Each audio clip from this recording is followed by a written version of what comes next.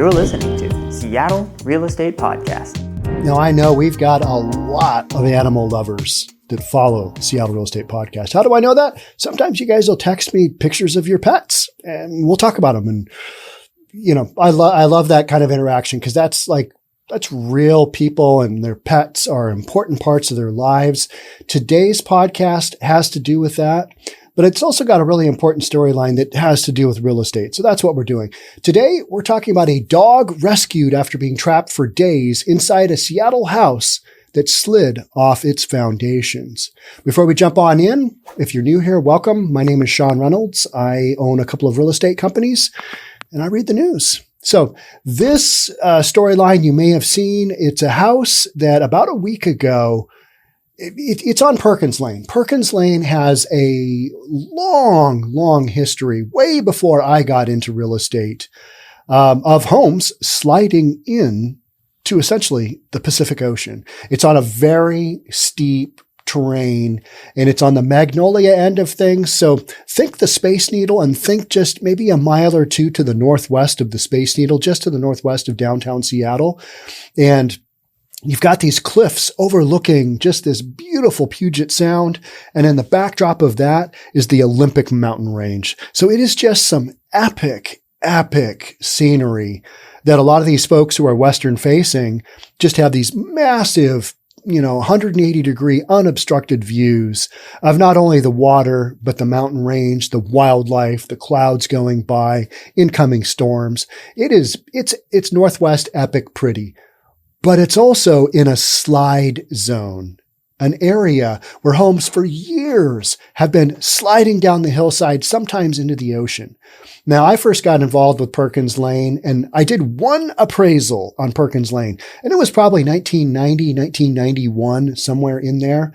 And I didn't know a lot about it, but I quickly realized that lending in Perkins Lane was very difficult from the standpoint of all of the nonsense that I had to provide on this one appraisal, because this home that I appraised, you could literally look out the window and see the skid marks of the house that had recently gone down.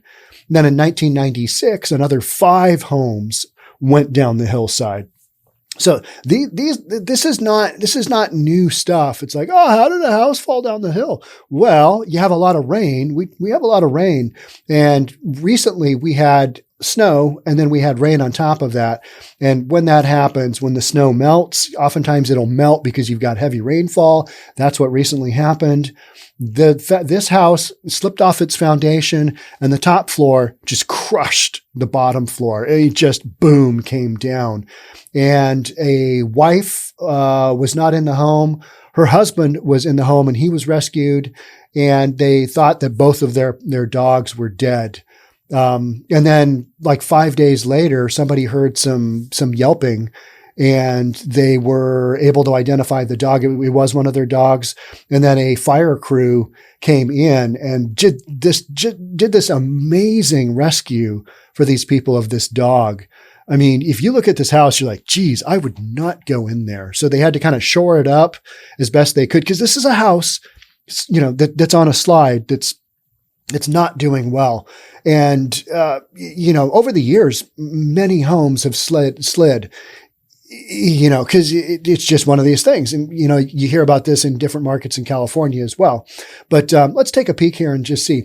So last week, a house in Seattle's Magnolia neighborhood slid off its foundation. And while the 2 residents were largely unharmed, one of their 2 dogs was found deceased while the other was not located. They couldn't find it. And they're like, okay. And literally the house had crushed, one of the floors that used to be there.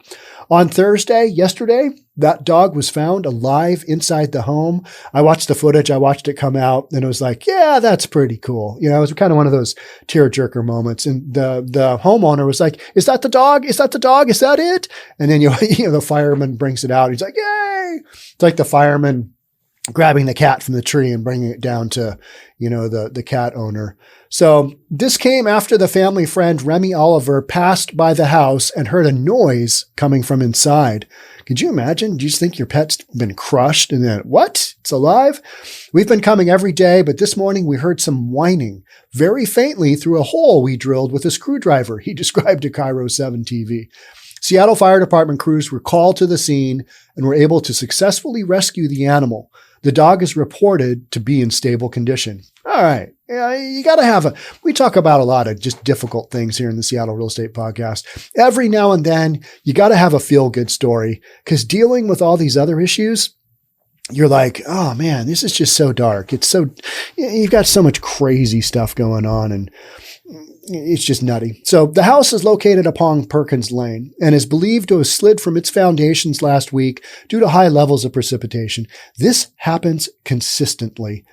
And so when I was over there appraising in my early 20s, 1990, 1991, you look out the window of a house you're appraising and it's on a super steep lot and it's hard to get around the outside. You got to measure it. And you see the neighbor's house, you see the skid marks where it went down. And then the homeowner points out to you, the $150,000 worth of reinforcement that their neighbors just did. And, the jacked up pilings that they've got in their house, and how that their house is all secure and how it's all good. Well, the point to, hey, hooray on the dog being rescued. All right. No issues there. That's a great storyline. My storyline to you is that if you are occupying or you are considering buying a home in a slide area, know that this kind of thing could happen to your house as well. I'm not saying it's going to, because statistically it's extremely, extremely rare. And yet I just recounted to you within my career a number of homes that are lost, that are gone, that went down the hillside. This is ongoing. So when you've got an area that is prone to slide or has some kind of, maybe it's close to being in the fire zone, like in California, where you've got an issue, maybe it's in a flood zone, something along those lines, know that there might be a price to pay for that. And if you're willing to pay that price, go ahead, rent that home, buy that home, whatever. But know that that might happen, and it could happen, and it could very well be a reality.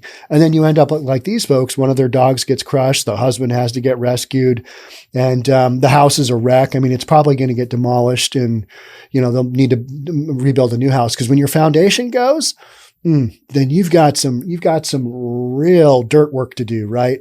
Not only just the new foundation, but you're going to have to shore up that dirt. And it just becomes, it's a massive, massive project. And these homes do get rebuilt. Oftentimes they're by a different owner, because somebody's like, well, I can't really afford that, nor do I want to. And I just lost my home. So I lived through that. So they'll sell the site. Somebody else comes in and redevelops it and goes down that road. But when you are buying a home that has one of these influences that you can't control, don't discount it to the point of, that's not going to happen to me. Because here's what this news story comes right out and says. It says, this isn't the first time a slide has damaged homes on Perkins Lane, and everybody in real estate knows that. You're like, Perkins Lane? Oh, yeah. So I didn't ever accept any more appraisal orders on Perkins Lane, because the lender on that one house I was telling you about, they wanted me to provide all kinds of extra stuff. I am not a structural engineer. I'm an appraiser. I'm not a contractor. But they wanted to know, and rightfully so, if they're going to lend on this house for the next 30 years, is it going to be there for that term? Is it physically going to be there? That's the lender's concern. So, Mr. Appraiser, we'd like you to describe to us how that home is going to be there for the next period that they're lending on. And as an appraiser, you're like, man, I don't know. I have no idea. Well, what's going on? I have no idea. I have no idea whether hillside's going to, fall down or not. But, this has been happening on Perkins Lane and Magnolia in Seattle for years. Following a wet winter in 1996, a major slide destroyed 5 homes in the area, with one catching fire from an electrical short caused by the incident. So I'm not trying to scare you away from buying a home with maybe something along those lines, but think about, the overall, weigh the pros with the cons is all I'm saying on that. Because you don't want to be in a situation where one of your pets gets killed and you have this miraculous, super exciting rescue of your other pet, but maybe you could have avoided that altogether think those things through. Maybe you couldn't. Maybe this is just, it's got such great views that you're willing to overlook that. It's got such a great location that you're okay with a wildfire coming up to the back of your home. It's got such great river access that you're okay with it exceeding that 100-year floodplain. And, FEMA tells you it's going to flood. And you're like, it probably won't. The neighbors have been here forever. He's an old timer and he tells me that it's not going to flood. Those are always famous last words for appraisers, because then the next year it floods and, somebody's got to deal with it. And you're like, okay, well, I hope they had flood insurance, because, earthquake insurance or falling down the hillside because you're in a slide zone insurance, that's some expensive stuff. So weigh the pros and the cons is all I'm saying. Hooray for the dog making it. That's all I've got for you right now. All right. Thanks so much for being here. Thanks so much for being part of the Seattle Real Estate Podcast. I'll catch up with you soon.